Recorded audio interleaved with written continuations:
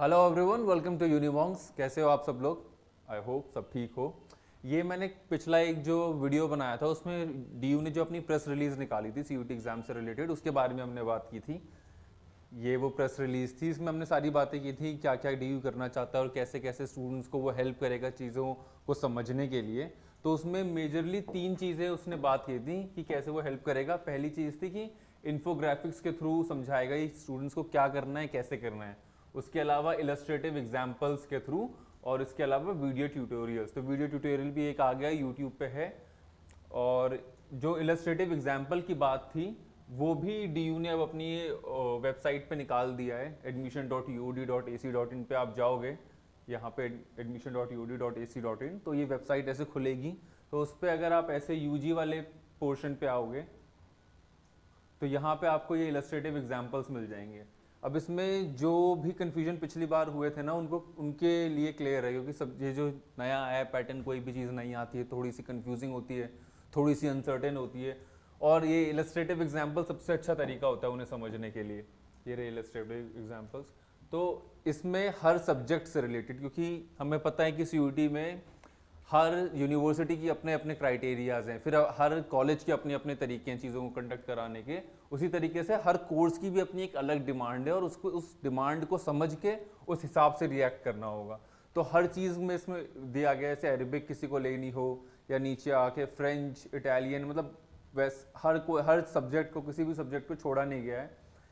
BCom honours में अगर आपको एडमिशन चाहिए तो उसमें किस तरीके का परम्यूटेशन कॉम्बिनेशन होना चाहिए, किस तरीके के सब्जेक्ट्स आपको चाहिए, कैसे सब्जेक्ट्स लेने हैं।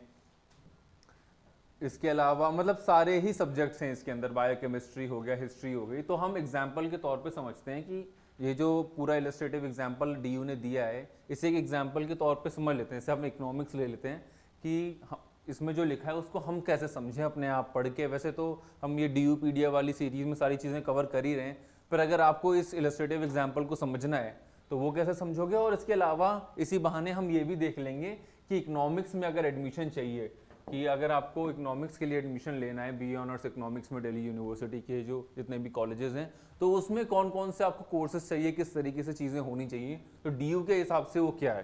ठीक, तो एक एक करके वो देखते हैं कि ये बीए ऑनर्स इकोनॉमिक्स है तो प्रोग्राम स्पेसिफिक एलिजिबिलिटी क्या रहेगी बीए ऑनर्स इकोनॉमिक्स की। सबसे पहली चीज़ तो ये है कि कोई भी एक लैंग्वेज लेनी है आपको, लिस्ट ए, जो भी आपकी पूरी लिस्ट होगी उसमें से कोई भी एक लैंग्वेज लेनी है। अब ये लिस्ट ए की लैंग्वेजेस कौन सी हैं, इसे भी लास्ट वीडियो में हमने ये एनटीए की वेबसाइट पे डॉक्यूमेंट आया था तो उसके बारे में डिस्कस किया था। तो लिस्ट ए की ये जो 13 लैंग्वेजेस हैं, इनमें से कोई एक लैंग्वेज लेनी है इसमें आपको।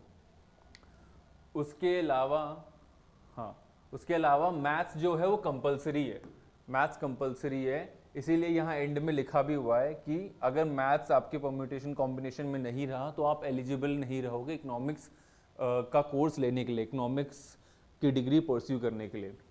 तो एक लिस्ट ए में से एक लैंग्वेज कंपलसरी है, मैथ्स तो लेनी ही लेनी है अगर आपको बीए ऑनर्स इकोनॉमिक्स करना है। उसके अलावा कोई भी 2 सब्जेक्ट जिसमें से one should be from list B1। अब 2 तरीके की लिस्ट बनी है, एक आपकी कोर सब्जेक्ट्स की एक ही बनी है और एक लिस्ट बी बनी है। जैसे आप यहाँ देखो, इसमें आपको दिखाई देगा ये तो लैंग्वेजेस के लिए हो गए कि सेक्शन 2 सेक्शन में लैंग्वेजेस डिवाइडेड हैं, और जो 2 पार्ट्स हैं उसमें ये हैं कि एग्रीकल्चर, एंथ्रोपोलॉजी, ये जो सेक्शन 2 है, इनमें से कोई एक सब्जेक्ट इसमें से होना चाहिए। ठीक, any 2 subjects out of which one should be from the list B1, और एक पहले वाली उसमें से। इसके बाद आप cut.summer.ac.in पे जाके अपनी चीज़ों को रजिस्टर करोगे। रजिस्ट्रेशन का प्रोसेस कैसे है वो step by step already videos बनाई जा चुकी हैं कि वो कैसे परस्यू करोगे आप। उसके अलावा अब इसमें ये भी बताइए कैंडिडेट्स किस तरीके से सब्जेक्ट्स को चूज़ करें, क्योंकि बहुत ज़्यादा कन्फ्यूजन ये रही बच्चों को पिछले साल की अब इतने सारे ऑप्शंस हैं तो उसमें हम क्या चूज़ करें। तो स्पेसिफिकली आप ऐसे चूज़ कर सकते हो जैसे कि इंग्लिश सेक्शन 1 में से कंपलसरी है, सेक्शन 2 में से आप क्या लो। जैसे ये मोस्टली कोई कॉमर्स का बच्चा पढ़ेगा इसको, कि इकोनॉमिक्स पढ़ेगा, अकाउंटेंसी पढ़ेगा, एंटरप्रेन्योरशिप रहेगा, तो उसमें से मैथ्स तो जैसे हमने पहले भी बात की कि it's a compulsion to take maths. उसके अलावा आपने ये सब्जेक्ट्स लिए, ये जो सब्जेक्ट्स आपने ले लिए, इसके बाद आपका CUT स्कोर निकलेगा, जो भी CUT स्कोर निकलेगा, फिर नॉर्मलाइज स्कोर उसके बाद निकलेगा। तो जो CUT स्कोर निकलेगा ना, ये अलग अलग जो भी परम्यूटेशन कॉम्बिनेशन है उसमें आपके मार्क्स को काउंट कर लिया जाएगा। जैसे इंग्लिश होगा, मैथमेटिक्स होगा, इकोनॉमिक्स होगा, आपने इसमें एग्जाम दिया, इन सब्जेक्ट्स में आपने एग्जाम दिया, तो अलग अलग 3 पार्ट्स में आपके मार्क्स को कैलकुलेट किया जाएगा। जैसे पहले आपके इंग्लिश में कितने आए, मैथ्स, इकोनॉमिक्स, अकाउंटेंसी, इस चारों सब्जेक्ट्स के कॉम्बिनेशन में आपके कितने मार्क्स आए उसको कैलकुलेट कर लिया जाएगा। फिर इंग्लिश, मैथ्स, इकोनॉमिक्स, एंटरप्रेन्योरशिप को ऐड किया जाएगा, अकाउंटेंसी हटा के, उन मार्क्स को कैलकुलेट किया जाएगा। English, maths, accountancy, entrepreneurship, economics हटा के अकाउंटेंसी हो गया T3 के लिए। तो इन तीनों अलग अलग कॉम्बिनेशंस में देखा जाएगा कि आपके ज़्यादा मार्क्स कितने किस में आए। फिर जिसमें भी highest score among T1, T2, T3 will be considered. आपका CUT का फाइनल स्कोर वैसे बनेगा कि आपको इतने ऑप्शंस दिए जाएंगे कि अलग अलग जो एक पोर्टफोलियो आपका सब्जेक्ट्स का बनाया जाएगा उसमें आपके ज़्यादा मार्क्स किस पोर्टफोलियो के थ्रू आ रहे हैं, और जिसके थ्रू आपके ज़्यादा मार्क्स आएंगे उस पोर्टफोलियो को कंसिडर किया जाएगा।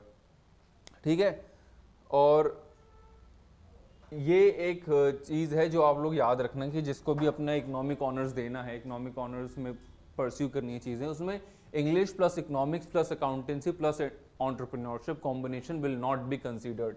ये जो क्यों नहीं कंसिडर किया जाएगा, क्योंकि यहाँ पे पहले ही बोल दिया गया, क्योंकि मैथ्स है ही कंपलसरी। अगर इकोनॉमिक्स आपको करनी है तो उसके लिए मैथ्स कंपलसरी है। तो ऐसा ना हो कि आपने सोचा कि इन सब्जेक्ट्स का कॉम्बिनेशन है तो मैं ऐसे ऐसे ले लेता हूँ, मैथ्स हटा देता हूँ, उसके चक्कर में आप इकोनॉमिक्स ऑनर्स परस्यू करने के लिए इनवैलिडेट हो जाओगे। इसीलिए यहाँ पे हर जगह जो भी पोर्टफोलियोज है, जो भी कॉम्बिनेशन बनाए गए, उन सब में मैथ्स है।